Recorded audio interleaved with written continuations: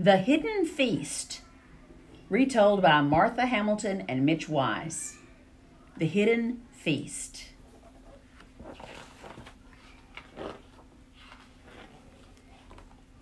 One day, the barnyard animals got an invitation. Their friends on the farm nearby were having a party. The animals dressed in their Sunday best and set off to see their neighbors. Rooster led the way, strutting and crowing. Duck waddled behind. Cow moseyed along in her own sweet time. Pig strolled under his umbrella to keep from getting a sunburn. Goat pranced about, thinking of the feast they were going to eat. Horse trotted along, feeling fine. Sheep made sure to keep in line. Donkey walked right in the middle of the road, and Chicken crossed it to get to the other side.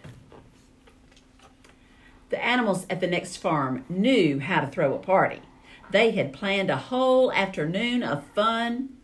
First, they played pin the tail on the donkey. Things did not get off to a good start because Donkey did not want to play. But when Pig nearly pinned the tail on Duck, even Donkey had a good belly laugh. Horse took off her shoes so that everyone could play, you guessed it, horseshoes. Then they played hide and seek. Chicken was the hardest to find. After the games, the animals sang and danced. Pig broke out in a show of ham bone. The animals hooted and hollered while Pig slapped himself silly. Next, they had a round of Old MacDonald Had a Farm. Rooster makes sure that they all remembered their parts. And what would a party be without the hokey pokey? The animals had a ball, shaking it all about. When the dinner bell rang, the animals scampered into the barn and sat down. "Why, this is the prettiest sight I've ever seen," said Sheep. "I can't wait to see what we have for supper," crowed Rooster.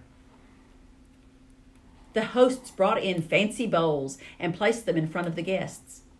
But the only thing in each bowl was a piece of cornbread. The animals were disappointed, but most of them were polite. "My, it was nice of you to go to all this trouble," Horse said to the hosts. "Bless your hearts for making such a fine feast," Cow added. Pig could not wait to chow down. "This cornbread makes me want to slap my pappy," he blurted out. "Let's eat." They all laughed. After Chicken said grace, the animals picked up their forks. All except Rooster.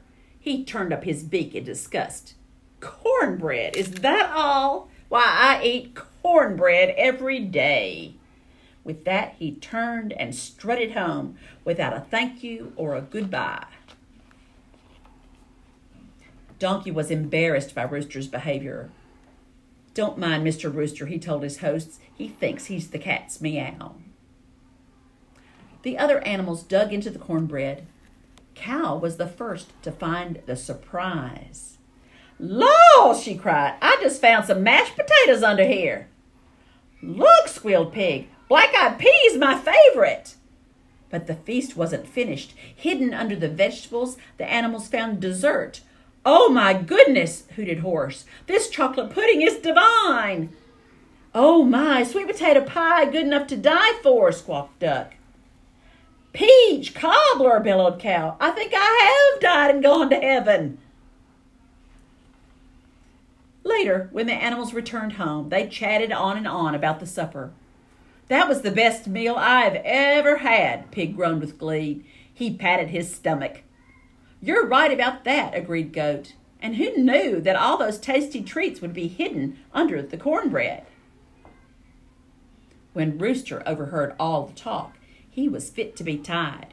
He could not believe he had walked away from such a tasty meal. But Rooster did not admit that he was wrong. He never even apologized to his hosts for his rude behavior. He just pouted in silence. But since that time, Rooster has never been fooled by what he sees on top. Watch him in the barnyard when he finds a bit of food. He scratches and scratches to get to the very bottom of it. He wants to be sure that he will never miss another hidden feast.